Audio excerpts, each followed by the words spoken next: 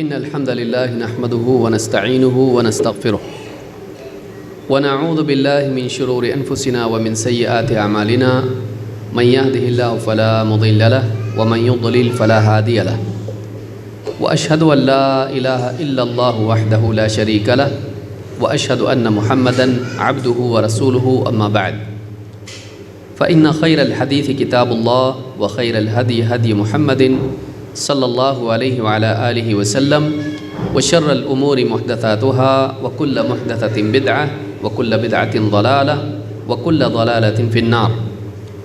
قال الله تبارك وتعالى والسلام على من اتبع الهدى والسلام على من اتبع الهدى. مہمان خصوصی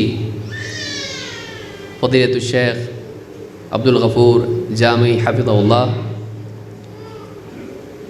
میرے محترم دینی بھائیوں اور قابل احترام ماں اور بہنوں،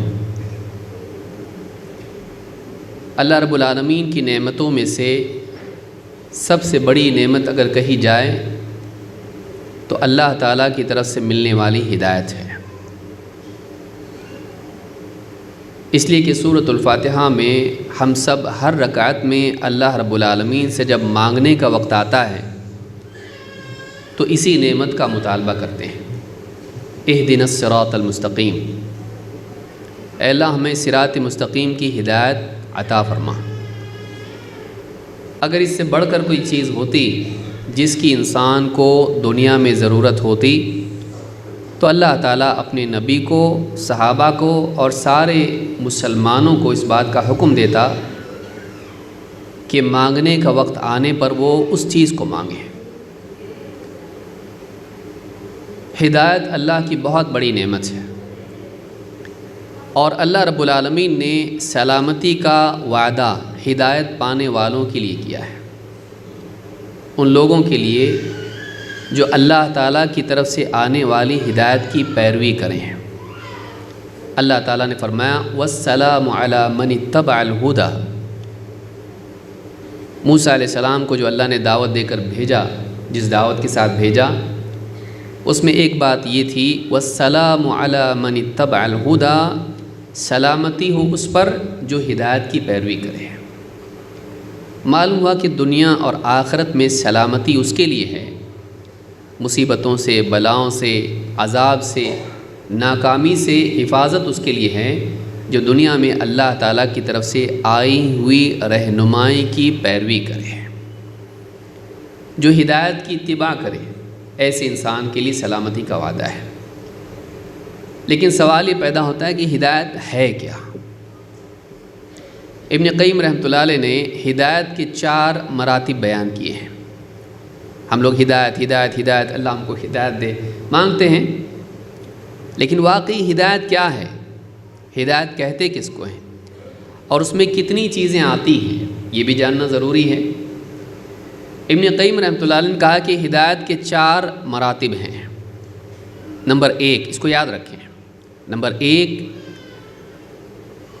جو صراط مستقیم ہے، اللہ تعالیٰ کی مطلوبہ راہ، سیدھا راستہ، اس پر چلنے کی صلاحیت ملنا، یہ پہلا مرتبہ ہے. دوسرا مرتبہ یہ ہے کہ وہ راستہ ملنا، معلوم ہونا کہ کون سا راستہ سیدھا ہے. تیسرے، اس راستے پر چلنے کی توفیق اور اس پر باقی رہنے کی توفیق ملنا. اور 4، اس راستے پر چلتے چلتے منزل ملنا. یہ 4 چیزیں ہیں، اس کو یاد رکھنا چاہیے. میں سادہ الفاظ میں بتا رہا ہوں، اس کی دلائل ہم آگے دیکھیں گے. نمبر 1، انسان کو صلاحیت ملے جس سے وہ راستے کو جانے اور راستے پر چلے. فہم کے اعتبار سے، عمل کے اعتبار سے قوت کا ملنا، صلاحیت کا ملنا. توفیق نہیں ہے، یہ صلاحیت ہے. پھر اس کے بعد اس کو راستہ معلوم ہونا، کون سے راستے پر چلنا ہے کہ کامیاب ہوں گے. 2، نمبر 3، راستہ ملنے کے بعد بھی بھٹک سکتا ہے، راستے پر چلنے کی توفیق ملنا اور جمے رہنے کی توفیق ملنا. نمبر 4، آخرت میں انجام کے اعتبار سے اس کا منزل مقصود کو پہنچ جانا. یہ 4 مرتبے ہیں جو ہدایت کہلاتے ہیں. یہ ہدایت ہے، اور یہ شروعات ہوتی ہے اس کی صلاحیتوں کے ملنے سے، اور اس کا اختتام ہوتا ہے منزل پر پہنچنے سے۔ اس اعتبار سے اگر ہم دیکھیں تو قرآن کریم میں اس کی دلیلیں ہم کو ملتی ہیں۔ موسیٰ علیہ السلام نے جو دعوت دی اس میں ہے، فرعون نے پوچھا قال فمن ربکما یا موسیٰ، اے موسیٰ تمہارا رب کون؟ تم دونوں کا، موسیٰ و ہارون علیہم السلام، تمہارا رب کون ہے؟ فرعون نے پوچھا۔ قال فمن ربکما یا موسیٰ قال ربنا الذي اعطى كل شيء خلقه ثم هدى۔ موسیٰ علیہ السلام نے کہا ربنا الذي اعطى كل شيء خلقه، ہمارا رب وہ ہے جس نے ہر مخلوق کو اس کا ڈھانچہ عطا فرمایا، اعطى كل شيء خلقه ثم هدى، اور اسے رہنمائی دی ہے۔ پرندے آسمان میں اڑتے ہیں، کہیں سے ٹریننگ نہیں لیتے، مچھلی پانی میں تیرتی ہے، کہیں سے اس کو کوئی کورس نہیں کرنا پڑتا سوئمنگ کے اعتبار سے۔ اسی طرح سے زمین میں جتنی بھی مخلوقات ہیں ان کو جس مقصد کے لیے اللہ تعالیٰ نے پیدا کیا ہے، شہد کی مکھی سے لے کر باقی تمام مخلوقات، چڑیا کا گھونسلہ بنانا سے لے کر ہر قسم کی مخلوقات، ان مخلوقات کو جس مقصد کے لیے اللہ نے پیدا کیا ہے وہ مقصد پورا کرنے کی صلاحیت اللہ نے ان کو دی ہے، اور وہ اپنے مقصد میں لگی ہوئی ہے۔ حتیٰ کہ انسان بھی، ایک بچہ پیدا ہوتا ہے تو ماں کا دودھ پینا اسے سکھانا نہیں پڑتا ہے، یہ اللہ کی طرف سے اس کی فطرت میں ڈالا گیا ہے۔ بھوک لگے تو رونا اور اس طرح کی جتنی چیزیں ہیں، بچہ اور انسان جو صلاحیتیں اللہ نے اس کو دی ہیں علم کے حاصل کرنے کے اعتبار سے اور زندگی جینے کے اعتبار سے، عمل کرنے کے اعتبار سے، اس ساری صلاحیتوں کا ملنا یہ ہدایت کا پہلا مرتبہ ہے، اور ہر مخلوق کو یہ ہدایت ملتی ہے۔ اس میں مومن بھی شامل ہیں، کافر بھی ہیں، کہ ہر انسان کو کچھ صلاحیتیں اللہ نے دی ہیں، بلکہ کچھ چیزیں تو ایسی ہیں کہ جو اس کے جسم کو حکم دیا اللہ نے، کہ دل کو انسان کے دھڑکنے کے لیے اس کو خود ارادہ نہیں کرنا پڑتا ہے، دل اس کا خود اپنے آپ دھڑکتا رہتا ہے، چاہیے سو جائے۔ کھانا ہضم ہونے کے اعتبار سے جسم کو اس کو بولنا نہیں پڑتا ہے، اللہ تعالیٰ نے اس کے ڈھانچے کو وہ صلاحیت دے دی ہے جو اس کی زندگی کے لیے اور اس کو صحیح راستے پر چلنے کے لیے ضروری ہے۔ تو یہ جو پہلی چیز ہے صلاحیتوں کا ملنا، یہ بھی ایک ہدایت کا مرتبہ ہے۔ یہ سورہ طٰہٰ کی آیت نمبر 49 اور 50 ہے۔ نمبر 2، حق کی وضاحت۔ دوسرا مرتبہ ہدایت کا یہ ہے کہ اللہ تعالیٰ اپنے نبیوں کے ذریعے سے لوگوں کو بتاتا ہے کہ واقعی صحیح کیا ہے، غلط کیا ہے۔ اللہ کے نبی رسول آتے ہیں، کتابیں لاتے ہیں، اور وہ لوگوں کو بتاتے ہیں کہ ہدایت کیا ہے، سیدھا راستہ کون سا ہے، گمراہی کیا ہے، کامیابی کس میں ہے، ناکامی کس میں ہے، اللہ کی عبادت کیسے کرنا چاہیے، کن چیزوں کو کرنا چاہیے، کن چیزوں سے بچنا چاہیے۔ اس کو اراءۃ الطریق بھی کہتے ہیں، راستہ دکھانا، راستہ دکھانا کہ کون سا راستہ جنت تک جاتا ہے، کون سا راستہ اللہ تک لے جاتا ہے۔ اللہ تعالیٰ قرآن کریم میں اس کی دلیل میں فرماتا ہے وَأَمَّا ثَمُودُ فَهَدَيْنَاهُمْ، جہاں تک کہ ثمود کا تعلق ہے، قوم ثمود، فَهَدَيْنَاهُمْ، ہم نے انہیں رہنمائی دی، حق اور باطل کی رہنمائی دی، صحیح کیا ہے غلط کیا ہے بتایا ان کو۔ فَهَدَيْنَاهُمْ فَاسْتَحَبُّوا الْعَمَى عَلَى الْهُدَى، لیکن انہوں نے اندھے پن کو چنا ہدایت کے مقابلے میں، انہوں نے اللہ کی بھیجی ہوئی ہدایت کو قبول نہیں کیا، ریجیکٹ کیا، اور اندھیرے میں رہنا ہی پسند کیا۔ آنکھیں ہونے کے باوجود بھی انہوں نے اپنی آنکھیں بند کر لی، ہدایت کو دیکھنا گوارا نہیں کیا۔ لیکن اللہ نے تو ہدایت دی، لیکن ان کو ملی نہیں۔ کیوں نہیں ملی؟ انہوں نے قبول نہیں کیا۔ لیکن اللہ نے ہدایت بھیجی، اللہ نے بتایا کیا صحیح ہے کیا غلط ہے، اپنے نبی کے ذریعے سے، اپنے رسول کے ذریعے سے۔ تو اللہ تعالیٰ نے یہاں پر فرمایا وَأَمَّا ثَمُودُ فَهَدَيْنَاهُمْ، ہم نے قوم ثمود کو ہدایت دی، رہنمائی بھیجی۔ تو یہ رہنمائی بھیجنا یہ دوسرا مرتبہ ہے کہ اللہ تعالیٰ اپنے نبیوں رسولوں کے ذریعے سے، اپنی کتابوں کے ذریعے سے لوگوں کو راستہ دکھاتا ہے۔ تو راستے کا معلوم ہونا یہ دوسرا مرتبہ ہے۔ یہ سورہ فصلت کی آیت نمبر 17 ہے۔ نمبر 3، ہدایت کا دل میں اترنا، قرار پکڑنا، اور انسان کا ہدایت والے راستے پر جمنا، چلتے رہنا، اس کو قبول کرنا، یہ تیسرا مرتبہ ہے۔ یہ اللہ کی توفیق کے بغیر نہیں ہوتا ہے، لیکن اس میں بھی انسان کی طلب کا بھی دخل اس میں ہوتا ہے، تو اللہ طلب کی بنا پر یہ عطا فرماتا ہے۔ آگے ہم اس کو دیکھیں گے۔ اللہ تعالیٰ فرماتا ہے اِنَّكَ لَا تَهْدِي مَنْ أَحْبَبْتَ وَلَكِنَّ اللَّهَ يَهْدِي مَن يَشَاءُ وَهُوَ أَعْلَمُ بِالْمُهْتَدِينَ۔ اے نبی، آپ جسے پسند کرو اسے ہدایت دے دو، ایسا نہیں ہے، بلکہ اللہ تعالیٰ جسے چاہتا ہے، جسے پسند کرتا ہے، اسے ہدایت دیتا ہے، اور وہ خوب جانتا ہے ہدایت والے، ہدایت پانے لائق کون لوگ ہیں۔ اللہ کو معلوم ہے کس کو ہدایت دینی چاہیے، کس کو نہیں، کون ہدایت کے لائق ہے، کون نہیں، کس میں طلب ہے، کس میں نہیں، اللہ تعالیٰ جانتا ہے۔ لیکن یہ ہدایت دینا نبیوں کے ہاتھ میں نہیں ہوتا ہے، اسی لیے کہا کہ اے نبی، آپ جسے پسند کرو اسے ہدایت دے دو، ایسا نہیں ہے۔ اور یہ آیت نازل ہوئی ابو طالب کے وقت میں کہ اللہ کے نبی صلی اللہ علیہ وسلم کو دعوت دے رہے ہیں، لیکن ابو طالب نے قبول نہیں کیے۔ تو اللہ کے نبی صلی اللہ علیہ وسلم کے ہاتھ میں بھی نہیں کہ کسی کے دل میں ایمان کو داخل کر دیں، کسی کو حق کے راستے پر لے آئیں، آپ کے ہاتھ میں نہیں ہے۔ تو یہ کیا ہے؟ توفیق کا ملنا، ہدایت کے راستے پر آنا اور اس پر جمے رہنا، یہ اللہ کی توفیق سے ہوتا ہے، انسان کے بس میں یہ نہیں ہے۔ راستہ بتا سکتے ہیں لیکن راستے پر لا نہیں سکتے ہیں، اس پر چلا نہیں سکتے ہیں، یہ اللہ ہی کرتا ہے۔ یہ سورہ القصص کی آیت نمبر 56 ہے۔ نمبر 4، جنت میں پہنچانا، کیونکہ دنیا کے بعد بھی تو رستہ ایک ہے۔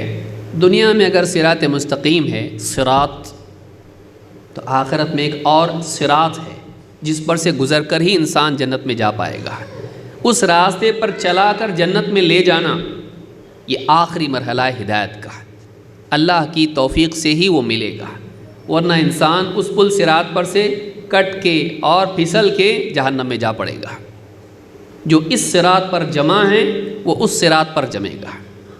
اللہ تعالیٰ قرآن کریم میں فرماتا ہے جنتیوں کی، یعنی ان کی بات کو اللہ نے ذکر کیا، وہ کہیں گے وَقَالُوا الْحَمْدُ لِلَّهِ الَّذِي هَدَانَا لِهَذَا وَمَا كُنَّا لِنَهْتَدِيَ لَوْلَا أَنْ هَدَانَا اللَّهُ۔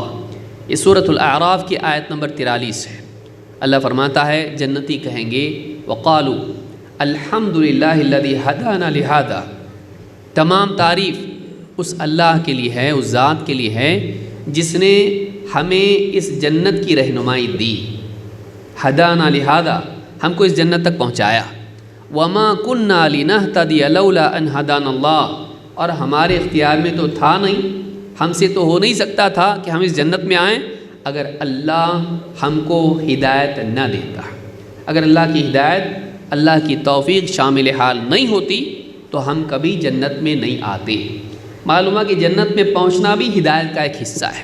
ساری ہدایت ملی اور جنت نہیں ملی تو کیا ملا؟ کیونکہ اللہ تعالیٰ نے جنت ہی تو انعام رکھا ہے۔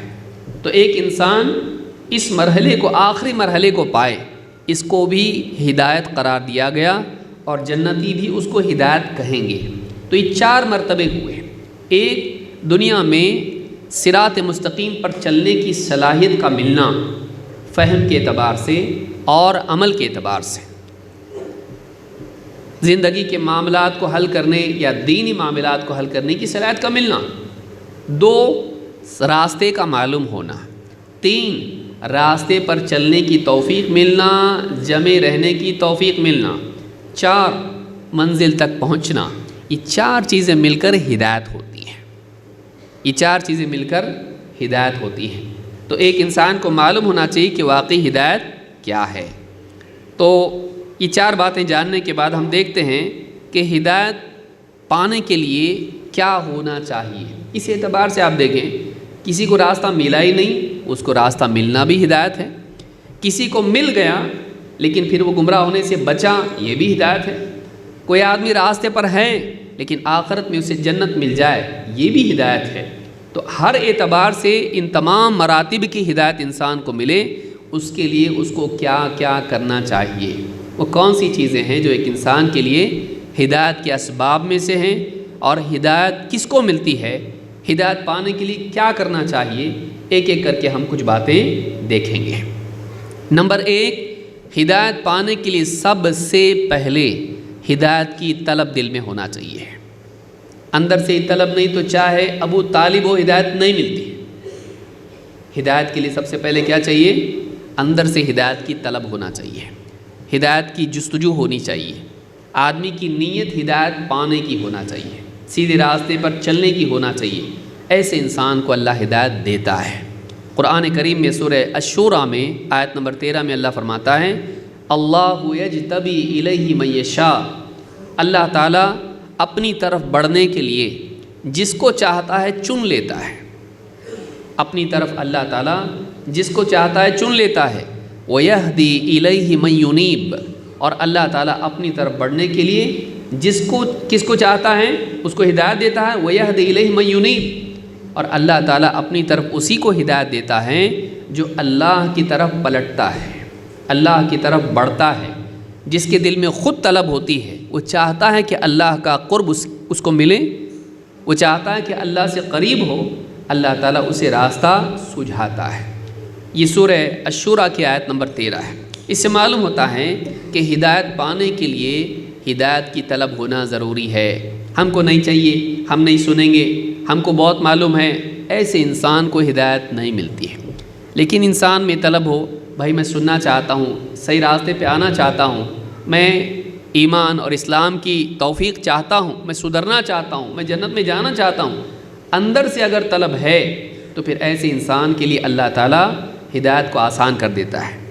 قرآن کریم میں اللہ تعالیٰ فرماتا ہے وَالَّذِينَ اهْتَدَوْا زَادَهُمْ هُدًى وَآتَاهُمْ تَقْوَاهُمْ وَالَّذِينَ اهْتَدَوْا زَادَهُمْ هُدًى وَآتَاهُمْ تَقْوَاهُمْ. جو لوگ ہدایت کو اپناتے ہیں، ہدایت کو قبول کرتے ہیں، ہم ان کی ہدایت کو اور بڑھا دیتے ہیں. ہدایت کو قبول کرو اور ہدایت بڑھے گی. وَالَّذِينَ اهْتَدَوْا زَادَهُمْ هُدًى وَآتَاهُمْ تَقْوَاهُمْ. اور ان کا بچاؤ بھی ان کو ہم عطا کرتے ہیں، پرہیزگاری تقویٰ ان کو ہم عطا کرتے ہیں، جس سے وہ گمراہی سے بچتے ہیں، شیطان سے بچتے ہیں. تو یہ سورہ محمد کی آیت نمبر 17 ہے.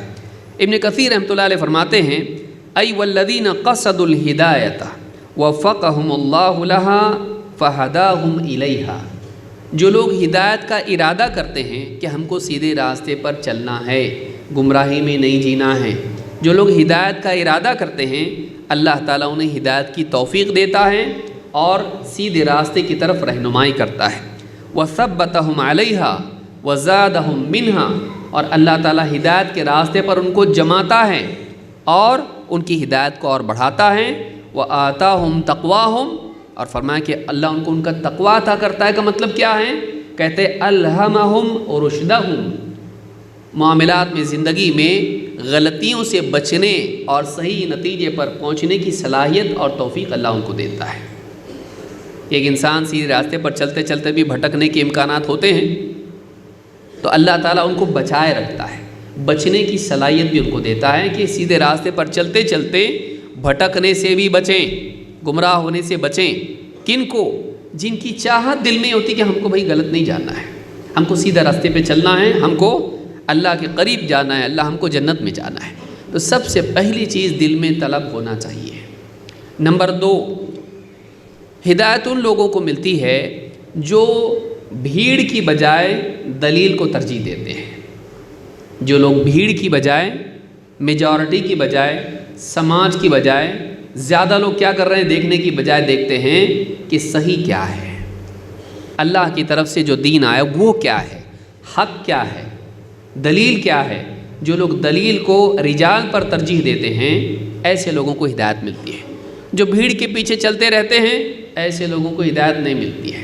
اللہ تعالیٰ قرآن کریم میں فرماتا ہے وَإِن تُطِعْ أَكْثَرَ مَنْ فِي الْأَرْضِ يُضِلُّوكَ عَنْ سَبِيلِ اللَّهِ إِن يَتَّبِعُونَ إِلَّا الظَّنَّ وَإِنْ هُمْ إِلَّا يَخْرُصُونَ. سورہ الانعام آیت نمبر 116. اللہ فرماتا ہے اگر اے نبی آپ، وَإِن یا عام انسان سے خطاب ہے، وَإِن تُطِعْ أَكْثَرَ مَنْ فِي الْأَرْضِ. اگر تو ایسا کرنے لگے کہ زمین میں میجورٹی کے پیچھے چلنے لگے، اگر تو ایسا کرنے لگے کہ زمین میں اکثریت کے پیچھے چلنے کو قائد اپنے لیے بنا لے، تو کیا ہوگا؟ یضلوک عن سبیل اللہ. یہ سارے لوگ تجھ کو اللہ کے راستے سے بھٹکا دیں گے. ہدایت نہیں، گمراہی. اگر تم میجورٹی کے پیچھے چلنے کو قاعدہ بنا لے کہ ہر مسئلے میں کرنے لگے، زیادہ لوگ کیا کر رہے ہیں، ہاں ٹھیک ہے اس کے پیچھے جائیں گے، زیادہ لوگ اگر کر رہے ہیں، زیادہ لائکس اگر ہیں، زیادہ سبسکرائبر اگر ہیں، زیادہ لوگ اس کے اوپر کمنٹ زیادہ کر رہے ہیں، زیادہ لوگ اس طرف جا رہے ہیں، زیادہ لوگوں کو کیا پسند ہے، اگر اپنی زندگی میں اس کو قانون بنا لے کہ میجورٹی جو کر رہی ہے وہی صحیح ہے، یضلوک عن سبیل اللہ، تو یہ لوگ تجھے اللہ کے راستے سے بھٹکا دیں گے۔ کیوں؟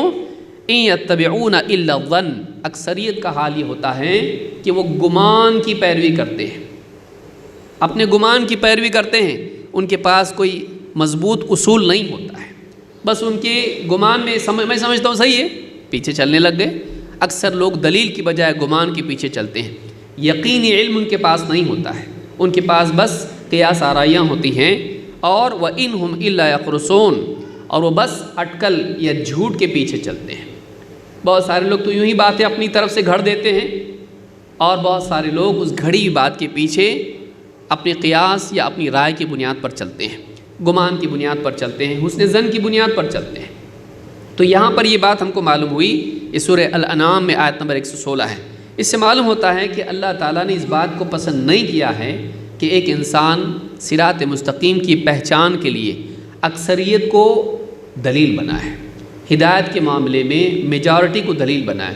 کسی دور میں میجورٹی حق پر ہو بھی سکتی ہے، جیسے عیسیٰ علیہ السلام کے زمانے میں جو لوگ ہوں گے عام طور سے مسلمان ہی ہوں گے، سارے لوگ ختم ہو جائیں گے، لیکن یہ قاعدہ نہیں ہے کہ ہمیشہ زیادہ لوگ صحیح ہوتے ہیں، یہ قاعدہ نہیں ہے۔ قاعدہ یہ ہے کہ چاہے کم ہوں یا زیادہ ہوں، اگر وہ دلیل کے مطابق بول رہے ہیں، اللہ اور اس کے رسول کی بات کے مطابق بول رہے ہیں، تو ان کی بات صحیح، ورنہ نہیں۔ زیادہ غلط بھی ہو سکتے ہیں اور زیادہ صحیح بھی ہو سکتے ہیں، جو دلیل کے مطابق ہے وہ صحیح، ورنہ غلط۔ اللہ تعالیٰ قرآن کریم میں فرماتا ہے وَلَن تَرْضَ عَنْكَ الْيَهُودُ وَلَا النَّصَارَى حَتَّى تَتَّبِعَ مِلَّتَهُمْ، یہود و نصارہ تم سے کبھی راضی نہیں ہو سکتے یہاں تک کہ تم ان کے دین پر چلنے لگو۔ یہود و نصارہ تم سے کبھی راضی نہیں ہوں گے، کبھی خوش نہیں ہونے والے ہو، کچھ بھی کرو خوش نہیں ہونے کے، کتنا بھی خوش آمد کرو نہیں خوش ہوں گے، یہاں تک کہ تم اسی رنگ میں رنگ جاؤ جس میں وہ رنگے ہوئے ہیں، جس راستے پر وہ چل رہے ہیں تم بھی اس پہ چلنے لگ جاؤ، تب جا کر وہ راضی ہوں گے تم سے۔ قُلْ إِنَّ هُدَى اللَّهِ هُوَ الْهُدَى، اے نبی آپ کہیے ہدایت تو وہ ہے جو اللہ کی طرف سے آنے والی ہدایت ہے، ہدایت واقعی ہدایت تو اللہ والی ہدایت ہے۔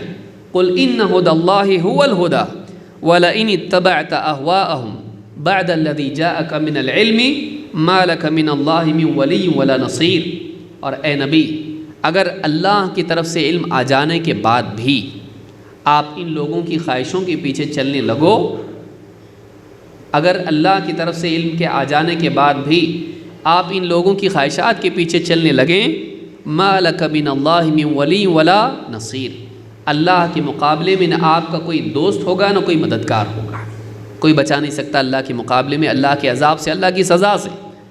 یعنی اللہ کی طرف سے آئے ہوئے علم کے بعد لوگوں کی چاہتوں کی پیروی نہیں کی جاتی ہے، چاہے نکاح ہو، چاہے جنازہ ہو، چاہے زندگی کے معاملات ہوں، رشتہ دار چاہ رہے ہیں کہ ایسا کیا جائے، اگر علم کو چھوڑ کے تو لوگوں کے پیچھے چلے، ہمارے سارے گھر والے ایسا بول رہے ہیں، رت جگہ کرنا ہے، ڈھول بجانا ہے، دولہے کو گھوڑے پہ بٹھانا ہے، ناچ گانا ہونا چاہیے، ہلدی ہونا چاہیے، ہاں جنازے کے اندر سامنے اس کے آگے کچھ تو نعت پڑھتے جانا ہے، لوگ بول رہے ہیں، ہماری بستی والے ایسے ہی کرتے ہیں، ہمارے خاندان میں یہی پرمپرا چلتی آئی ہے۔ وَلَئِنِ اتَّبَعْتَ أَهْوَاءَهُمْ بَعْدَ الَّذِي جَاءَكَ مِنَ الْعِلْمِ مَا لَكَ مِنَ اللَّهِ مِنْ وَلِيٍّ وَلَا نَصِيرٍ، اللہ کی طرف سے علم آ جانے کے بعد بھی اے نبی اگر آپ ان لوگوں کی خواہشیں پوری کرنے میں لگ جاؤ تو پھر سوچ لو اللہ کے مقابلے میں نہ آپ کا کوئی دوست ہوگا نہ کوئی بچانے والا مددگار۔ اللہ نے ڈانٹا ہے، تنبیہ کی اس میں، یہ ہر انسان کے لیے، اللہ کے نبی صلی اللہ علیہ وسلم تو اللہ کا پیغام ہی پہنچانے والے تھے اور آپ اس کی پیروی کرنے والے تھے، لیکن آپ کی طبعیت میں ساری انسانیت کو وارننگ ہے، علم کے مقابلے میں لوگوں کی خواہشات نہیں چلتی ہیں، لوگوں کی پسند ناپسند نہیں چلتی ہے، میجورٹی لوگ کیا کر رہے ہیں اس کو نہیں دیکھنا ہوتا ہے، علم کے پیچھے چلنا پڑتا ہے۔ یہ سورۃ البقرہ کی آیت نمبر 120 ہے۔ اسی طرح سے اللہ تعالیٰ نے مشرکین کا حال بیان کیا تو فرمایا وَإِذَا قِيلَ لَهُمْ تَعَالَوْا إِلَى مَا أَنزَلَ اللَّهُ وَإِلَى الرَّسُولِ، جب ان مشرکین سے کہا جاتا ہے، مکہ کے مشرکین سے، آؤ تعالوا إِلَى مَا أَنزَلَ اللَّهُ وَإِلَى الرَّسُولِ، اللہ نے جس علم کو نازل کیا ہے اس کی طرف آؤ، رسول کی طرف آؤ، تو کیا کہتے ہیں؟ قالوا حسبنا ما وجدنا علیہ آباءنا، ہمارے لیے وہی کافی ہے جس پر ہم نے اپنے باپ دادا کو پایا، ہمارے باپ دادا جو کرتے تھے نا وہی ہم کریں گے، دلیل کے پیچھے نہیں چلیں گے، قرآن کی بات، حدیث کی بات، قرآن و سنت نہیں، باپ دادا کا رواج، حسبنا ما وجدنا علیہ آباءنا۔ اور اللہ نے فرمایا اولو کان آباؤہم لا یعلمون شیئا ولا یہتدون، کیا ایسی صورت میں بھی وہ باپ دادا کے پیچھے چلیں گے جبکہ باپ دادا کے پاس سرے سے کوئی علم نہیں تھا اور نہ وہ ہدایت یافتہ تھے، تب بھی ان کے پیچھے چلیں گے؟ یعنی معلوم یہ ہوا کہ علم اور ہدایت پر چلا جاتا ہے اور ایسے آدمی کی پیروی کی جاتی ہے جو علم و ہدایت کی بنا پر رہنمائی کر رہا ہو، نہ کہ محض رسم و رواج۔ تو یہاں پر دوسری چیز جاننے کی یہ ہے کہ جو لوگ سماج یا اکثریت کو دیکھ کر چلتے ہیں اور دلیل کو نظر انداز کر دیتے ہیں، ایسے لوگوں کو ہدایت نہیں ملتی ہے۔ ہدایت ان کو ملتی ہے جو دلیل کو، علم کو ترجیح دیتے ہیں لوگوں کے کثرت کے، سماج کے مقابلے میں۔ نمبر 3، ہدایت اس کو ملتی ہے، اب سوال یہ پیدا کہ دلیل کیا؟ عقل دلیل ہے، سائنس دلیل ہے، کیا دلیل ہے؟ قصے کہانیاں دلیل ہیں، بابا پیر صاحب یا فلاں مولوی صاحب، کون دلیل ہے؟ ہمارے خاندان کے بڑے بزرگ یہ دلیل ہیں، کون دلیل ہے؟ دلیل کیا ہے یہ بھی جاننا ضروری ہے۔ دلیل اللہ اور اس کے رسول کی بات ہے اور اس کو سمجھنے کے لیے سلف کا منہج ہے، یہ بنیاد ہے ہمارے لیے۔ اللہ تعالیٰ قرآن کریم میں فرماتا ہے شہر رمضان الذی انزل فیہ القرآن، رمضان وہ مہینہ ہے جس میں قرآن نازل کیا گیا، ھدی للناس، یہ جو قرآن ہے یہ لوگوں کے لیے ہدایت ہے۔ معلوم ہوا کہ ہدایت کیا ہے؟ قرآن ہدایت ہے۔ اگر ہدایت چاہیے تو قرآن سے جڑنا پڑے گا، قرآن سے جڑنا پڑے گا اور قرآن پڑھنا پڑے گا، سیکھنا پڑے گا، سمجھنا پڑے گا۔ یہ نہیں کہ خالی کوئی نہیں مر رہا تو اس کے لیے پڑھو اور مر گیا تو اس کے لیے پڑھو۔ ہمارے یہاں قرآن کیسے پڑھا جاتا ہے؟ مولوی صاحب دادی کی روح اٹکی ہوئی ہے، نہیں جا رہے، بھیجنے کے لیے کوئی طریقہ ہے؟ پڑھو سورہ یاسین پڑھو، جلدی سے چلے جائیں گے۔ تو جلدی بھیجنے کے لیے قرآن پڑھو۔ چلی گئی دادی تو اب کیا کرنا؟ ان کے لیے ایصال ثواب کے لیے قرآن پڑھو۔ نہیں جا رہے تو قرآن پڑھنا، چلے گئے تو قرآن پڑھنا۔ تو یہ ہمارے یہاں طریقہ ہے؟ نہیں، قرآن ہدایت کے لیے پڑھنا، زندگی کی اصلاح کے لیے پڑھنا، حق اور باطل کی تمیز کے لیے پڑھنا۔ اللہ نے فرمایا ھدی للناس، یہ سارے لوگوں کے لیے ہدایت ہے، نہ صرف مسلمانوں کے لیے بلکہ ساری انسانیت کے لیے۔ وبینات من الھدی والفرقان، اور ہدایت کی دلیلیں ہیں، اس میں قرآن میں ہدایت کی دلیلیں ہیں اور فرقان کی دلیلیں ہیں کہ واقعی یہ ہدایت والا راستہ ہے، قرآن کا راستہ، اس کی دلیل بھی قرآن ہی میں موجود ہے۔ پڑھو سمجھ میں آئے گا، اور زندگی میں جب مرحلے آئیں گے اور سمجھ میں نہیں آئے گا کہ سیدھا راستہ کون سا ہے اور غلط راستہ کون سا ہے، اس وقت میں تمییز کے لیے، ڈفرینشیشن کے لیے، فرق کرنے کے لیے بھی دلیلیں قرآن ہی میں ہیں، سمجھ میں آ جائے گا۔ اگر تم قرآن سے جڑے ہوئے ہو تو ایسے مواقع پر، فتنے کے مواقع پر قرآن تمہاری رہنمائی کرے گا۔ تو قرآن ہدایت کی کتاب ہے۔ معلوم ہوا کہ قرآن سے جڑے رہنا ہدایت پانے کے لیے ضروری ہے، قرآن سے جڑے رہنا ہدایت کے لیے ضروری ہے۔ سورۃ البقرہ آیت نمبر 185، اللہ کے نبی صلی اللہ علیہ وسلم فرماتے ہیں، اب دوسری چیز کیا ہے؟ سنت۔ آپ فرماتے ہیں انی قد ترکت فیکم شیئین، میں اپنے بعد تمہارے درمیان 2 چیزیں چھوڑے جا رہا ہوں، میں نے اپنے بعد تمہارے درمیان 2 چیزیں چھوڑی ہیں رہنمائی کے لیے، ہدایت کے لیے۔ لن تضلوا بعدہما، ان 2 چیزوں کے اہتمام کے بعد تم کبھی گمراہ نہیں ہوں گے۔ لن تضلوا بعدہما، کیا ہے وہ 2 چیزیں؟ کتاب اللہ و سنتی، ایک اللہ کی کتاب اور 2 میری سنت۔ معلوم ہوا کہ کتاب اور سنت، ان 2 چیزوں کا اہتمام اگر انسان کرے وہ گمراہ نہیں ہوگا۔ گمراہ نہیں ہوگا کا مطلب کیا؟ ہدایت پر ہوگا۔ تو ہدایت پانے کے لیے انسان کو چاہیے کہ وہ قرآن و سنت کا علم حاصل کرے، قصے کہانیاں نہیں، ملفوظات نہیں، بلکہ کیا؟ کتاب و سنت کا علم اس کے پاس ہونا چاہیے۔ امام حاکم نے اس کو روایت کیا ہے، صحیح جامع صغیر حدیث نمبر 2937، حدیث صحیح ہے۔ اللہ کے نبی صلی اللہ علیہ وسلم نے ایک اور چیز جوڑی ہے گمراہی سے بچنے کے لیے۔ کیوں؟ بعد کے دور میں اختلافات ہوں گے، آدمی بولے کہ یہ بھی صحیح لگ رہا، یہ بھی صحیح لگ رہا، صحیح کیا ہے؟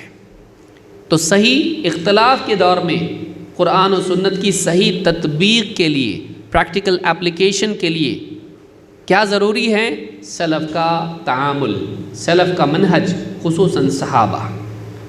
اللہ کے نبی صلی اللہ علیہ وسلم فرماتے ہیں من یعش منکم، تم میں سے جو کوئی بعد میں زندہ رہے گا، فسیر اختلافا کثیرا، تو بہت اختلاف دیکھے گا، بہت اختلافات دیکھنے کو ملیں گے اس کو، دینی اعتبار سے ہوں، سماجی اعتبار سے ہوں، سیاسی اعتبار سے ہوں، اور خاص کر کے دینی اختلافات، رائے کے اختلافات۔ فعلیکم، ایسے وقت میں کیا کریں؟ فعلیکم بما عرفتم من سنتی، اس دور میں تمہارے لیے ضروری ہے کہ میری سنت جسے تم پہچان چکے ہو اسی کی پیروی کرو، یعنی جس کے بارے میں ثابت شدہ بات ہے کہ یہ سنت ہی ہے، لوگوں کی رائے نہیں ہے، جھوٹی حدیثیں نہیں ہیں، گھڑے ہوئے فلسفے نہیں ہیں، بلکہ جسے تم پہچان چکے ہو کہ میرا طریقہ کیا ہے، اس سنت کی اتباع تمہارے لیے لازم ہے، اسے تھامنا تمہارے لیے ضروری ہے۔ اور وسنت الخلفاء الراشدین المہدیین، اور میرے خلفائے راشدین ابو بکر و عمر و عثمان و علی رضی اللہ تعالیٰ عنہ اجمعین، ان کی سنت کو لازمی طور پر تم پکڑے رہو، جو ہدایت یافتہ ہیں، راشدین ہیں اور مہدیین ہیں، راشدین ہیں اور مہدیین ہیں، رشد و ہدایت پائے ہوئے ہیں۔ اور کہا کہ عضوا علیہا بالنواجذ، اسے تم اپنی ڈاڑھوں سے پکڑ لو، مضبوطی سے پکڑ لو اس کو۔ اس حدیث کو امام احمد ابن ماجہ اور حاکم نے روایت کیا ہے، صحیح الجامع صغیر حدیث نمبر 4369، حدیث صحیح ہے۔ اس حدیث سے بات معلوم ہوتی ہے کہ بعد کے دور میں جب اختلافات پیدا ہوں گے امت میں، اور انسان کے لیے سمجھنا مشکل ہو جائے گا کہ ہدایت کیا ہے، ایسے وقت میں وہ سنت کا علم حاصل کریں اور اس کی سنت پر عمل کرنے کے لیے دیکھیں صحابہ نے اس پر کیسے عمل کیا، صحابہ نے اس پر کیسے عمل کیا۔ چاہے علم غیب کا مسئلہ ہو کہ اللہ کے نبی صلی اللہ علیہ وسلم کو علم غیب تھا کہ نہیں تھا، آپ انسان تھے کہ نور تھے کہ بشر تھے، یا اسی طرح سے آپ کی پیدائش کا دن منانا چاہیے کہ نہیں، عید میلاد النبی، یا فاتحہ دینا کہ نہیں دینا، قبروں پر تعمیر کرنا کہ نہیں، درگاہ بنانا کہ نہیں بنانا، ایسے 50 مسائل ہیں، اس کا حل فوراً نکل آتا ہے، جواب ملتا ہے صحابہ نے اسے کیے کہ نہیں کیے۔ اگر یہ دین ہے تو صحابہ ایسا کرتے، اور صحابہ میں خصوصاً خلفائے راشدین ایسا کرتے، جبکہ اسلامی حکومت تھی اس وقت میں، خلافت تھی اس میں، خلافت میں نہیں ہوا ایسا، خلافت کے دور میں نہیں ہوا جبکہ سب اہل حق تھے اس میں، پھر وہ دین کیسے ہو سکتا ہے؟ تو بہت ساری بدعات ختم ہو جاتی ہیں، ان کی ریڑھ کی ہڈی ٹوٹ جاتی ہے جب ہم یہ دیکھتے ہیں کہ صحابہ نے ایسا کیے کہ نہیں کیے، سلف نے ایسا کیا کہ نہیں کیا۔ تو ہدایت پانے کے لیے ضروری ہے کہ ایک انسان سلف کے منہج کو بھی دیکھے، یہ ہوا نمبر 3۔ نمبر 4، ہدایت پانے کے لیے ضروری ہے کہ ایک انسان علم کو اہل علم سے لے، علم کو اہل علم سے لے۔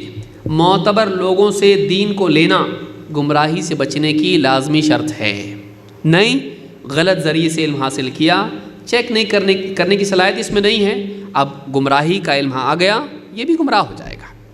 کسی مسئلے کو تلاش کرنے کے لیے گوگل پر تلاش کیا، اس کے دل کے جیسا جواب، وہ مسئلہ پہلا سرچ انجن میں وہ تھوڑی نہ دیکھتا ہے کون سا حق والا کون سا باطل، اس نے لا کے رکھ دیا شیعہ کا ویب سائٹ، اور اس نے اس کو دیکھ لیا اور جواب لے لیا، معلوم نہیں شیعہ کا ہے، قادیانی کا ہے، منکر حدیث کا ہے، یہودی کا ہے، نہیں معلوم، معتبر ذریعے سے نہیں لیا، جو مل گیا لے لیا، جو مل گیا لے لیا، تحقیق نہیں کی، اہل حق سے حق کو نہیں لیا، ایسا انسان گمراہ ہو سکتا ہے۔ ہدایت کے لیے ضروری ہے کہ ایک انسان ہمیشہ حق کو اہل حق سے لے، علم کو اہل علم سے لے، ہوا میں کہیں سے بھی اویلیبل ہے تو نہیں، آسانی سے مل رہا تو لے لے، نہیں تکلیف سے بھی ملتا ہے تو لینا ہے، لیکن کس سے؟ اہل حق سے۔ آج ہم ایسے دور میں ہیں کہ ساری چیزیں گھر پہ آ جاتی ہیں، ہاں امیزون، فلپکارٹ اور یہ اور وہ، آدمی فوراً چاہتا ہے آسانی سے جو مل رہا نا وہ لو نا، محنت کر کے کیوں؟ جب ایزیلی مل جا رہا ہے، ٹک ٹاپ کرنے کے بعد سب آ جا رہا ہے، تو پھر اتنا جا کے مسجد میں بیٹھنا، عالم کے پاس بیٹھنا، اس سے پوچھنا، اتنی محنت کون کرے بھائی؟ سرچ کرو جواب حاضر، یوٹیوب، فیس بک، یہاں وہاں گوگل، لیکن اس میں صحیح آئے گا کہ غلط آئے گا آپ کو کیسے معلوم؟ نہیں بات تو صحیح لگ رہی نا، آپ کو لگ رہی، لیکن وہ صحیح ہے کہ نہیں فیصلہ کون کرے گا؟ جس کے پاس علم ہے، تجربہ ہے، وہ فیصلہ کرے گا۔ تو اس معاملے میں علم کو اہل علم سے لینا ضروری کیوں ہے؟ اللہ کے نبی صلی اللہ علیہ وسلم فرماتے ہیں ان اللہ لا ينزع العلم بعد ان اعطاکموہ انتزاعا، اللہ تعالیٰ علم کو تم سے دے دینے کے بعد یوں ہی چھین نہیں لے گا، بلکہ وَلَكِنْ يَنْتَزِعُهُ مِنْهُمْ مَا قَبْضِ الْعُلَمَاءِ بِعِلْمِهِمْ، بلکہ اللہ تعالیٰ علم کو تم سے اٹھائے گا اس طور پر کہ ایک ایک کر کے اللہ تعالیٰ علماء کو اٹھائے گا، حتیٰ اذا آپ فرماتے ہیں فَيَبْقَى نَاسٌ جُهَّالٌ، علماء کے جانے کے بعد پھر جاہل قسم کے لوگ ہی بچے رہیں گے، جاہل قسم کے لوگ رہیں گے۔ یستفتون فیفتون برأیہم، لوگوں سے فتوے پوچھیں گے تو وہ فیصلہ کیسا کریں گے، فتوے کیسے دیں گے؟ فیفتون برأیہم، وہ اپنی رائے سے فتوے دیں گے، وہ اپنی رائے میرے خیال میں جائز ہے، کیونکہ دیکھو وہ جائز ہے نا، پھر یہ بھی جائز ہونا چاہیے۔ تو اب کیا ہے، آدمی اپنی رائے سے جب فتوے دینا شروع کرتا ہے، وہ انسان جس کے پاس علم نہیں ہے تو کیا ہوتا ہے؟ آپ نے فرمایا فَيُضِلُّونَ وَيَضِلُّونَ، وہ دوسروں کو بھی گمراہ کریں گے فتویٰ دینے والے، اور خود بھی گمراہ ہوں گے، غلط فتویٰ دے کے خود گمراہ ہوں گے، دوسروں کو گمراہ کر کے ان کا بھی گناہ ان کے اوپر آ جائے گا۔ یہ کب ہوگا؟ جب علماء نہیں رہیں گے۔ معلوم یہ ہوا کہ علماء کا وجود گمراہی سے حفاظت ہے امت کے لیے، اور علماء سے دور ہو کر نیم حکیم خطرہ جان، نیم ملا خطرہ ایمان، ایسے لوگ جن کو پوری طرح سے گہرا علم نہیں ان کے پاس، یہاں سے وہاں سے کاپی پیسٹ منسٹر، ایسے جو لوگ ہیں کہ یہاں سے کچھ ڈھونڈا وہاں سے کچھ ڈھونڈ لیا، گوگل پہ فلاں ویب سائٹ سے ایک چیز لے لی، فلاں ویب سائٹ سے ایک چیز لے لی، اور وہ جوڑ توڑ کے لوگوں کے بیچ میں رہنما بن کے جو بیٹھتے ہیں، ایسے لوگ جن کو سیکھنے سے زیادہ سکھانے کا شوق ہو۔ انسان کے غلط رستے پہ ہونے کی علامات میں سے ایک علامت یہ ہے کہ اس کے اندر سیکھنے سے زیادہ سکھانے کا شوق ہو۔ اس کو نماز کا شوق ہو لیکن وضو کی اہمیت معلوم نہ ہو، بھئی نماز پڑھنا ہے آپ کو، پڑھیے اچھی بات ہے، لیکن بغیر وضو کے نماز پڑھے تو کیا ہوتا؟ نماز کا ثواب ملتا اور گناہ ملتا۔ آپ کو نماز پڑھنا ہے، وضو بھی کرو، طہارت کے بغیر نماز نہیں ہوتی ہے۔ اسی طرح سے ایک انسان علم حاصل کیے بغیر علم دینے والا کیسے بن سکتا ہے؟ کسی کو میرا دل بولتا بہت خرچہ کرنا، لوگوں کو غریبوں کو کھلانا، پر کمانے کا شوق نہیں اور خرچ کرنے کا شوق ہے، کیا فائدہ؟ تو ایک انسان حاصل نہیں کر رہا ہے علم اور بانٹنے کا اس کو شوق ہے، تو ایسا انسان کیا ہوگا؟ لوگوں کی گمراہی کا ذریعہ بنے گا۔ اور آج میڈیا کی وجہ سے شہرت کے اسباب اتنے زیادہ ہو گئے ہیں کہ انسان کے اندر لوگوں کا مرکز ملت بننے کا شوق بن گیا ہے کہ لوگ میرے پاس آئیں، مجھ سے سیکھیں، واہ واہ بولیں اور نام ہو میرا۔ یہ جو مصیبت ہے یہ شر کی جڑ ہے۔ انسان کو چاہیے کہ علم حاصل کریں۔ خیرکم من تعلم القرآن وعلمہ، تم میں بہترین وہ جو قرآن کو سیکھے اور سکھائے۔ یہ نہیں کہا سیکھنے کی ضرورت نہیں، سکھانے کا شوق اس میں ہونا چاہیے، نہیں کہا ایسا۔ سیکھے پہلے آیا پھر سکھائے، بغیر سیکھے کیسے سکھاتا ہے؟ کسی بھی میدان میں نہیں ہوتا ایسا۔ کوئی آدمی آپ سے کہے سوئمنگ سیکھنا ہے، میں سکھاتا نا آپ کو، سمجھ گیا؟ آپ آگے کی بات بتانے کی ضرورت نہیں۔ آپ بولیں گے آپ کو آتا؟ بولے میرے کو نہیں آتا، لیکن باہر سے رہ کے میں بتا سکتا کیسے سیکھنا ہے آپ کو۔ جائیں گے اس کے پیچھے، آپ نہیں جاتے۔ آپ کیوں؟ بولے میں مر جاؤں گا، اس کی بات ہے۔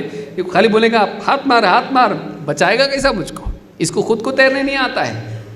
تو جو انسان علم گہرا نہیں رکھتا ہے وہ ڈوبنے سے بچا سکتا نہیں، ایسے انسان کے ہاتھ میں کبھی ہاتھ نہیں دینا۔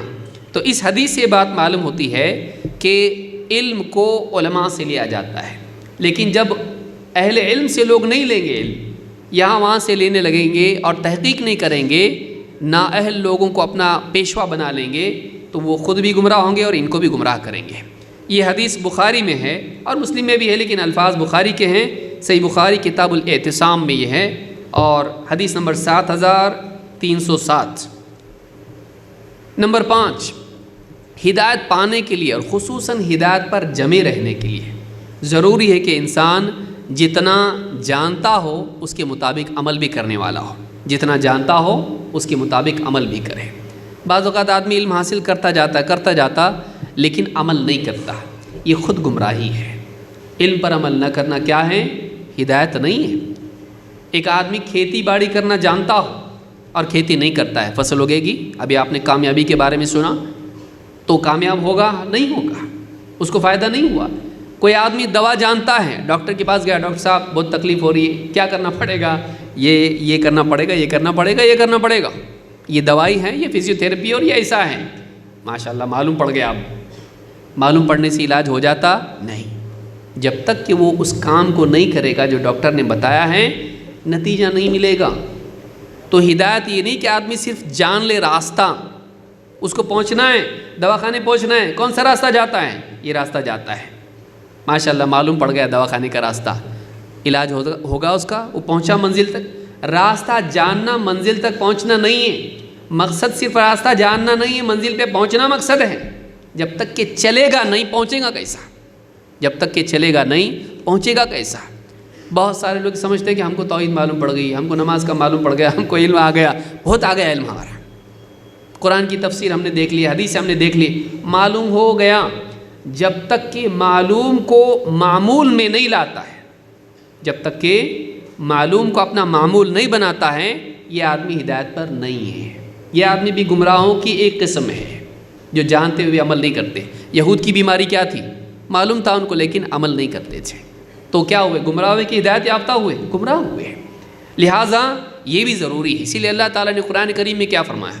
وَإِن تُطِيعُوهُ تَهْتَدُوا، اگر تم اس رسول کی فرما برداری کرو گے تب جا کے تم ہدایت یافتہ بنو گے۔ وَإِن تُطِيعُوهُ تَهْتَدُوا، اگر تم محمد عربی صلی اللہ علیہ وسلم کی فرما برداری کرو گے تو تم ہدایت پر ہو۔ تو اس آیت سے بات معلوم ہوتی ہے کہ جب تک کہ ایک انسان کی زندگی میں محمد رسول اللہ صلی اللہ علیہ وسلم جو علم لے کر آئے ہیں، جو دین لے کر آئے ہیں، اس کی فرما برداری نہ ہو، وہ ہدایت یافتہ نہیں ہے۔ وَإِن تُطِيعُوهُ تَهْتَدُوا، یہ سورہ النور کی آیت نمبر 54 ہے، 54۔ اسی طرح سے اللہ نے فرمایا فَآمِنُوا بِاللَّهِ وَرَسُولِهِ، تو ایمان لے آؤ اللہ پر، اس کے رسول پر، النبی الامی، اس رسول پر جو نبی امی ہے، امی نبی ہیں، الذی یؤمن باللہ وکلماتہ، جو اللہ پر ایمان رکھتا ہے اور اللہ کے کلمات پر بھی ایمان رکھتا ہے، اللہ کی ذات پر بھی ایمان رکھتا ہے، اللہ کی بات پر بھی ایمان رکھتا ہے۔ واتبعوہ، اس رسول کی پیروی کرو، اس رسول کو فالو کرو، اس رسول کے پیچھے پیچھے چلو، اس کی اتباع کرو۔ واتبعوہ، کیوں؟ لعلکم تہتدون، تاکہ تم ہدایت پا جاؤ۔ معلوم یہ ہوا واتبعوہ لعلکم تہتدون، تاکہ تم اس رسول کی اتباع کرو تاکہ تمہیں ہدایت ملے۔ یہ سورہ الاعراف آیت نمبر 158۔ تو یہاں دو باتیں ہم نے جانی، رسول کی فرما برداری کرو، جو حکم دیا مانو تاکہ تم ہدایت پر ہو، تمہیں ہدایت ملے گی۔ دو، رسول کے پیچھے چلو، رسول کے قول کی تعمیل کرو اور رسول کے فعل کی اتباع کرو، تب جا کر تم ہدایت یافتہ ہوگے۔ تو جب تک کہ زندگی میں عمل نہ آئے سنت کے مطابق، تب تک کہ انسان ہدایت یافتہ نہیں ہے۔ سنت کا صرف علم آ جانا ہدایت کا ایک حصہ ہے، اور اس علم کے مطابق عمل بھی ہونا سنت پر، رسول صلی اللہ علیہ وسلم کی تعلیمات پر، یہ ہدایت کا دوسرا پہلو ہے۔ یہ دونوں مل کے ہدایت کامل ہوتی ہے، اس کو یاد رکھنا ضروری ہے۔ نمبر 6، ہدایت پر جمے رہنے کے لیے نفس سے مجاہدہ ضروری ہے۔ کیوں؟ اس لیے کہ سیدھے راستے پر چلتے چلتے راستے میں ایک گارڈن آتا، دل کیا بولتا؟ نفس بولتا راستے پہ چلنے کی بجائے کہاں جانا؟ اس گارڈن میں جانا، اور اس راستے کو چھوڑ کے اس باغ میں لے جاتا۔ وہ باغ جہنم کا باغ ہے، جنت والا باغ نہیں ہے، وہ صراط مستقیم سے دور کرنے والا باغ ہے۔ تو اس راستے پر چلنے میں، جمے رہنے میں نفس بڑی رکاوٹ ہے، کہ وہ لذتوں کا طالب ہے اور سیدھے راستے پر مشقتیں ہیں۔ لہٰذا نفس کیا کرتا ہے؟ انسان کو مقصد سے ہٹا کر لذت کی طرف لے جاتا ہے۔ اس نفس سے لڑنا، اس کو جمائے رکھنا، یہ بہت ضروری ہے ہدایت پر قائم رہنے کے لیے۔ مثال کے طور پر آپ کی سواری ہے، آپ سٹیئرنگ چھوڑ دیے اس کی، جا تو لے جا میں ہو جاؤں گا، چلتا ایسا گڑھے میں جائے گا ہی۔ جانور کے ساتھ بھی ایسا نہیں کرتا، آدمی لگام ہمیشہ رکھتا ہے، اس کو گھاس دکھ رہی، یہاں پہ ہریالی دکھ رہی، وہ جانور کیا کرتا؟ اس طرف جانے کی کوشش کرتا۔ سوار کیا کرتا؟ اس کو لگام کھینچ کے سیدھا جانے والا بناتا ہے۔ ہمارا نفس ایسا ہی ہے، ہم راستے پر جا رہے ہیں، سیدھے راستے پر، یہاں ہریالی، وہاں پھول، وہاں پھل، اس کی چاہت کی چیزیں۔ اب وہ جانور کیا کرتا؟ جانور انسان کو ادھر لے جانے کی کوشش کرتا ہے، اس کو پکڑے رہنا، سیدھے راستے پر باقی رکھنا، لگام میں اس کو جکڑے رکھنا اور اس کو نہیں جانے دینا، یہ انسان کی ذمہ داری ہے۔ نفس کو علم کے تابع رکھنا اور نفس سے لڑنا کہ وہ ہدایت پر قائم رہے، یہ بہت ضروری ہے، ورنہ ہدایت پا کے بھی آدمی گمراہ ہو جاتا ہے، رستے پہ آ کے بھی آدمی رستہ چھوڑ کے کہیں اور چلا جاتا ہے۔ اللہ تعالیٰ قرآن کریم میں فرماتا ہے وَالَّذِينَ جَاهَدُوا فِينَا لَنَهْدِيَنَّهُمْ سُبُلَنَا، سورہ العنکبوت آیت نمبر 69۔ اللہ فرماتا ہے وَالَّذِينَ جَاهَدُوا فِينَا، جو ہماری راہوں میں، ہماری خاطر، ہماری بتائی ہوئی چیزوں میں مجاہدہ کرتے ہیں، جہاد کرتے ہیں۔ وَالَّذِينَ جَاهَدُوا فِينَا، جو ہماری خاطر مجاہدہ کرتے ہیں، لَنَهْدِيَنَّهُمْ سُبُلَنَا، ہم اپنی راہوں کی رہنمائی ان کو عطا کریں گے، کسی بھی شعبے میں سیدھے راستے پہ باقی رکھیں گے، چاہے وہ تجارت کا معاملہ ہو، چاہے سیاست کا معاملہ ہو، چاہے علمی میدان ہو، چاہے دعوت کا معاملہ ہو، اللہ والی راہ پہ ہم اس کو رہنمائی کریں گے۔ اس میں سیدھا راستہ دیکھ یہ ہے، اس میں سیدھا راستہ یہ ہے، سیاست میں یہ راستہ صحیح ہے، یہ فلاں چیز میں یہ راستہ صحیح ہے، دعوت کے میدان میں یہ راستہ صحیح ہے، تو اللہ اپنی طرف سے اس کو صحیح رہنمائی دے گا۔ کس کو؟ جو مجاہدہ کرے، کس کے خلاف؟ اپنے نفس کے خلاف اور ہر باطل کے خلاف۔ لیکن سب سے بڑا دشمن کہاں ہے؟ اندر ہے، جس نے شیطان کو بھی بھٹکایا۔ شیطان کے لیے دوسرا شیطان تھا جس نے اس کو بھٹکایا؟ نہیں، پھر وہ کیسے بھٹکا؟ اس کے اندر نفس میں کبر پیدا ہو گیا، حسد پیدا ہو گیا، یہ بیماری ہے۔ تو یہ مسئلہ ہے انسان کو حق سے دور کرنے والی چیز۔ ابا واستکبر وکان من الکافرین۔ امام البغوی رحمہ اللہ فرماتے ہیں اس آیت کی تفسیر میں، کہتے ہیں قیل المجاہدۃ ہی الصبر علی الطاعہ، الصبر علی الطاعات، اللہ کی فرما برداری پر صبر کرنا، تکلیف برداشت کرنا، یہ جہاد ہے، یہ مجاہدہ ہے۔ والذین جاہدوا، کیا مجاہدہ کرنا ہے؟ اللہ کی فرما برداری پر جمے رہنا، ڈٹے رہنا۔ حسن بصری رحمۃ اللہ علیہ فرماتے ہیں افضل الجہاد مخالفۃ الہوی، سب سے بڑا جہاد، افضل جہاد کیا ہے؟ خواہشات سے لڑنا، خواہشات کی مخالفت کرنا۔ جی بول رہا ہے، خواہش لذت چاہ رہا ہے، نفس بول رہا ہے یہ کریں گے، نہیں۔ اذان ہو رہی ہے فجر کی نماز کی، اور نفس کیا بول رہا ہے؟ بلینکٹ تھوڑا سا اوپر لے لے، آواز بھی نہیں آئے گی اور ٹھنڈک بھی نہیں ملے گی، اچھی سی نیند آئے گی، لیکن نفس یہ بول رہا ہے سو جا۔ لیکن اذان میں مؤذن کیا کہہ رہا ہے؟ حی علی الصلاۃ، حی علی الفلاح۔ اب کیا کرنا ہے؟ نفس کی مخالفت کرنا ہے، اٹھنا ہے، ٹھنڈے پانی میں ہاتھ ڈالنا ہے، وضو کرنا ہے اور ہوا میں نکل کے نماز کو جانا ہے۔ نہیں، نفس کی مخالفت نہیں کرے گا تو ہدایت پر نہیں ہے، نفس کی مخالفت کرنی پڑے گی۔ فضیل ابن ایاض کہتے ہیں والذین جاہدوا فی طلب العلم لنہدینہم سبل العمل بہ، جو علم کی راہ میں مجاہدہ کریں گے، علم حاصل کرنے کے لیے تکلیف اٹھائیں گے، ڈٹے رہیں گے علم حاصل کرنے میں، ہم عمل کے راستے ان کے لیے ہموار کریں گے، ان میں ہم ان کو ہدایت دیں گے۔ تو یہاں پر آپ دیکھیے کئی اقوال علماء کے ہیں جس کا حاصل یہ ہے کہ انسان اگر نفس کے خلاف، اپنی خواہشات کے خلاف مجاہدہ کرے، اللہ تعالیٰ اسے ہدایت دیتا ہے۔ اللہ تعالیٰ قرآن کریم میں فرماتا ہے وَلَا تَتَّبِعِ الْهَوَىٰ فَيُضِلَّكَ عَن سَبِيلِ اللَّهِ، اپنی خواہشات کی اتباع مت کر، من چاہی کے پیچھے مت چل، رب چاہی کے پیچھے چل، من چاہی نہیں، جو جی میں آیا وہ کروں گا، دس از مائی لائف۔ آج کل بہت چلتا نا، انگلش بولنے سے صحیح ہو جاتا کیا؟ دس از مائی لائف، میرے جی میں جو آئے گا میں کروں گا، میرے کو جو صحیح لگتا کرتا، میں کسی کی سنتا نہیں، میں اپنے دل کا بادشاہ ہوں، فقیر بنے گا آخرت میں۔ تو اللہ تو دل کا بادشاہ، اللہ کا غلام ہے، عبداللہ ہے، تو اس کو یاد رکھ، اس کو مت بھول۔ تو انسان غلام ہے، اب اس کو غلام بننا ہے، یا تو اللہ کا بن یا تو اپنے نفس کا بن، تیری مرضی۔ اگر اللہ کا غلام بنا اور نفس کی غلامی سے اپنے آپ کو آزاد کرایا، آخرت میں ہمیشہ ہمیشہ کی آزادی ملے گی۔ اگر دنیا میں نفس کا غلام بنا اور اللہ کا غلام نہیں بنا، اللہ کے حکموں سے نکل بھاگا، قیامت کے دن زنجیروں میں جکڑا جائے گا، جہنم کا غلام بنے گا۔ تیری مرضی۔ تو یہاں بولتا تھا نا میری مرضی، تیری مرضی ہے، تجھ کو چننا ہے۔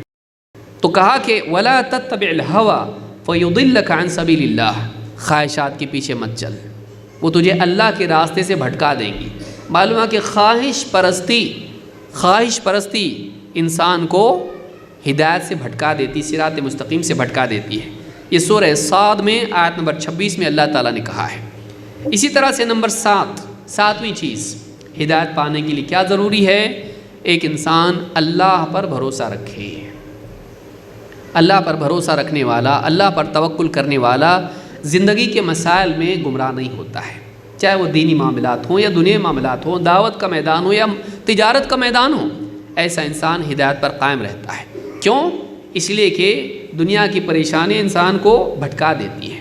اللہ پر بھروسہ انسان کو صراط مستقیم پر قائم رکھتا ہے اور اللہ کی مدد کا منتظر بناتا ہے۔ تو یہاں پر آپ دیکھیے اللہ کے نبی صلی اللہ علیہ وسلم کی ایک ہی حدیث بیان کرتا ہوں جس سے بات معلوم ہوگی۔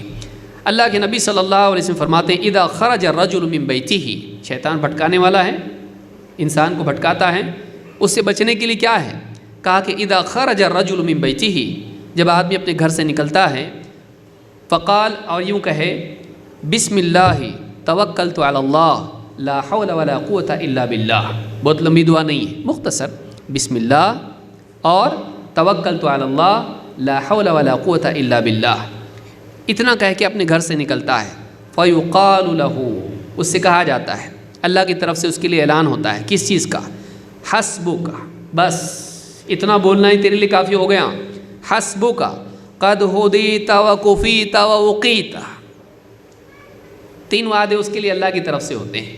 قد ہدیت، تجھے ہدایت دے دی گئی، وکفیت، اور تیرے لیے کفایت کر دی گئی، تیرے لیے جتنا چاہیے ملے گا تجھ کو، ووقیت، اور تیری حفاظت کر دی گئی، تو سیف ہے، ہدایت مل گئی، گائیڈنس ملے گا، اور تجھے جتنا چاہیے مقصد کے حساب سے تجھ کو اویلیبل ہوگا، 3 تیری سیفٹی رہے گی، ہدیت وکفیت ووقیت۔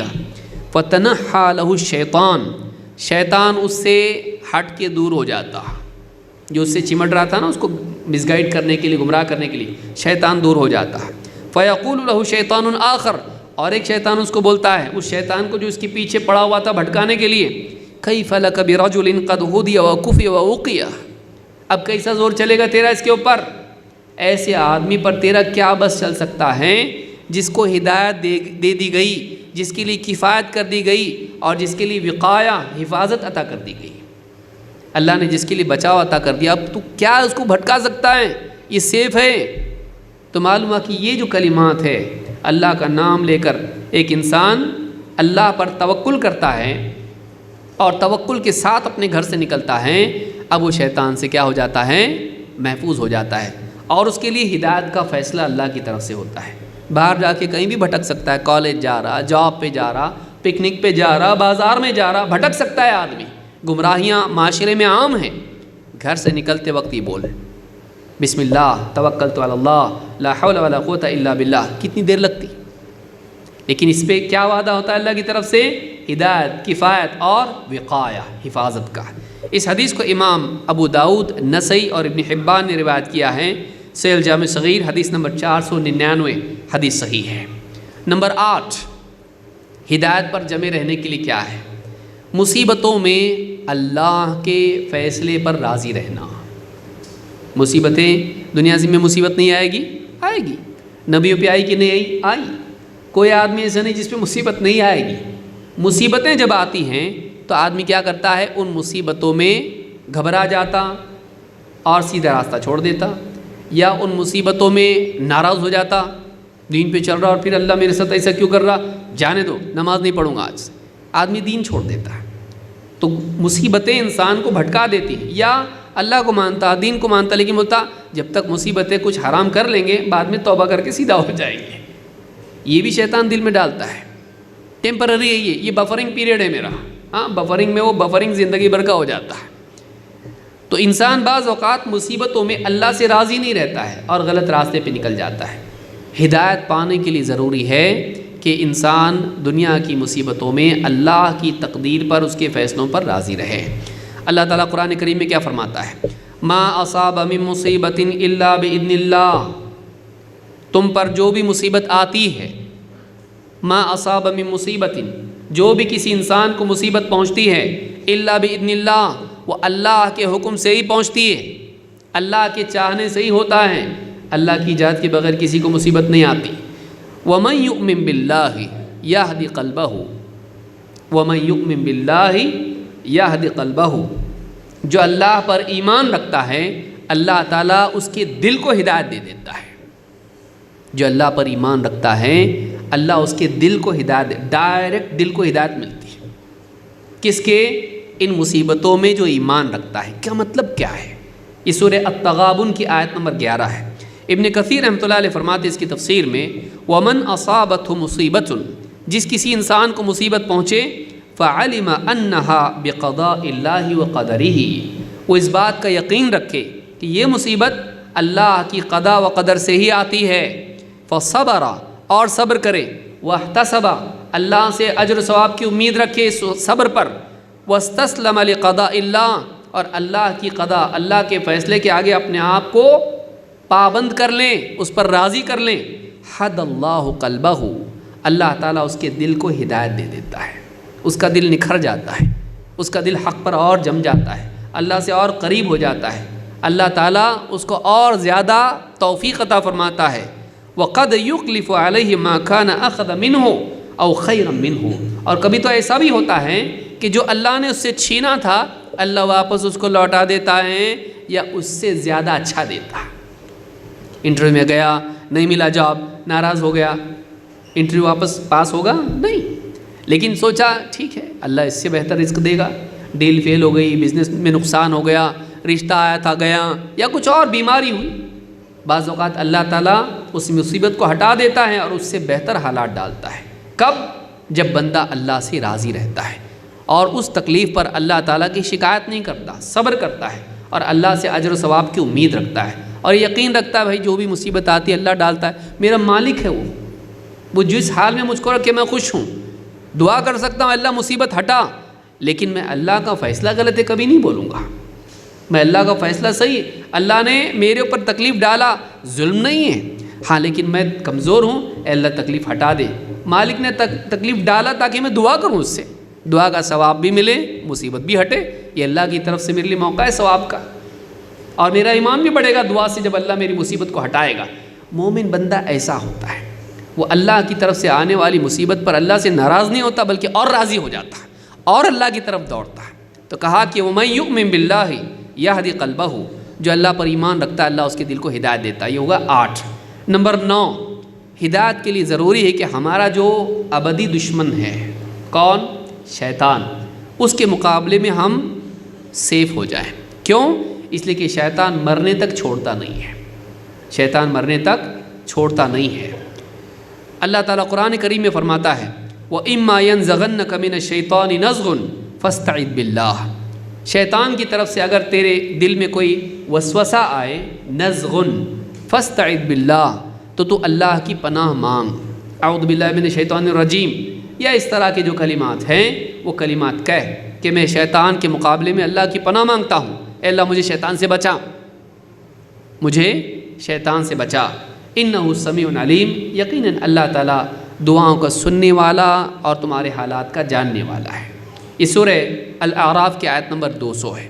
اس میں اللہ نے فرمایا کہ جب بھی تیرے دل میں کوئی وسوسہ آئے شیطان کی طرف سے تو اللہ سے سیکیورٹی مانگ، شیطان سے بچنے کی دعا اللہ سے مانگ۔ کیوں؟ اس لیے کہ شیطان ہی تو ہے جو انسان کو گمراہ کرتا ہے۔ آدم علیہ السلام جنت سے محروم ہوئے، کیسے؟ شیطان نے کیا کیا؟ وہ زبردست پیڑ ہے یہ، اللہ نے کیا کہا تھا؟ وَلَا تَقْرَبَا هَٰذِهِ الشَّجَرَةَ فَتَكُونَا مِنَ الظَّالِمِينَ، اس پیڑ کے قریب مت جانا ورنہ تم ظالم ہو جاؤ گے۔ اپنے اوپر ظلم کرنے والے ہو جاؤ گے، راحت سے نکل کے دنیا کی مشقت میں جاؤ گے۔ اب شیطان نے آگے کیا کہا؟ هل ادلک علی شجرۃ الخلد وملک لا یبلی، بتاؤ ہمیشہ ہمیشہ کی زندگی پانے والا پیڑ کون سا ہے؟ اس کا پھل کھا کے ہمیشہ کی زندگی ملے گی۔ وہ ملک لا یبلی، ایسی بادشاہت ملے گی جو کبھی پرانی نہیں ہوگی، ایسی بادشاہت جو کبھی پرانی نہیں ہوگی، ہمیشہ رینیول اس کا رہے گا، ہمیشہ تازہ رہے گی، ایک دم ہمیشہ ہری بھری رہے گی بادشاہت۔ بتاؤں پیڑ ایسا؟ بتایا۔ کیا ہوا؟ فَأَكَلَا مِنْهَا فَبَدَتْ لَهُمَا مِنْ سَوْآتِهِمَا، کھایا اس میں سے تو کیا ہوا؟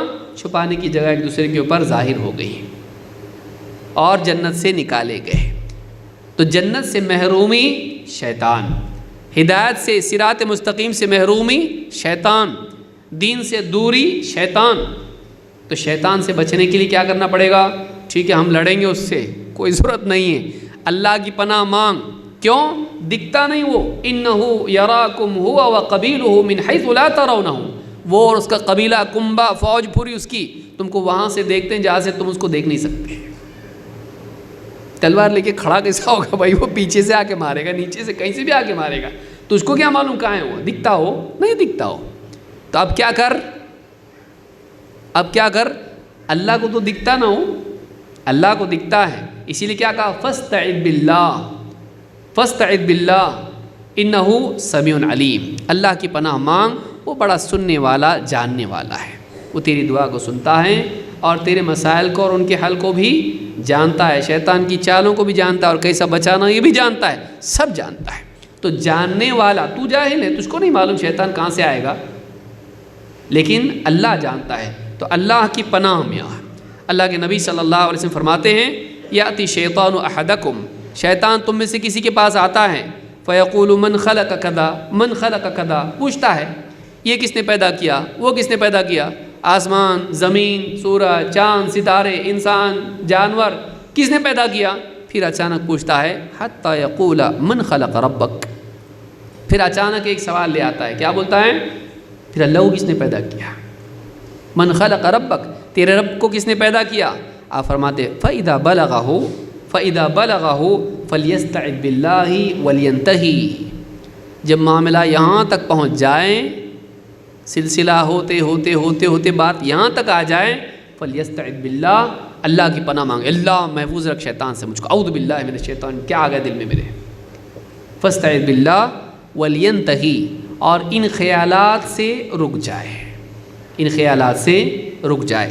یہ بخاری اور مسلم کی حدیث ہے، امام البخاری نے بدء الخلق حدیث نمبر 3276 اور امام مسلم نے کتاب الایمان حدیث نمبر 134 پر اس کو روایت کیا ہے۔ تو معلومہ کہ نواں سبب یہ ہے کہ گمراہی سے بچنے کے لیے شیطان کے مقابلے میں اللہ کی پناہ مانگی جائے۔ آخری چیز نمبر 10، اللہ سے ہدایت مانگی جائے۔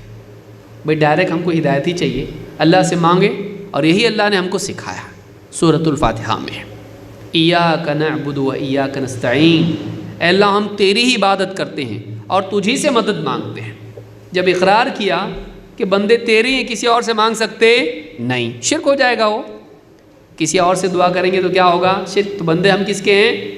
تیرے ہیں، تجھی سے مانگ سکتے ہیں، وہ ایاک نستعین، اور تجھی سے استعانت کرتے ہیں، تجھی سے مدد طلب کرتے ہیں، وہ ایاک نستعین۔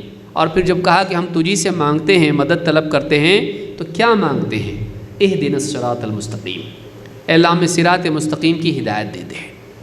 مانگنے کا وقت جب آیا تو کیا مانگا؟ ہاں فراری دے، موٹر کار دے، بڑا گھر دے، ہاں 2 BHK، کیا مانگا؟ نہیں، اہدنا الصراط المستقیم۔ کیوں؟ یہ مل گیا تو سب مل گیا، صراط مستقیم مل گئی اگر تو پھر کیا ہے؟ اس پر چلنے کی توفیق، اس پر بقا مل گئی، جنت اس سے بہتر ہے۔ دنیا کی ساری نعمتوں سے بڑھ کے کیا ہے؟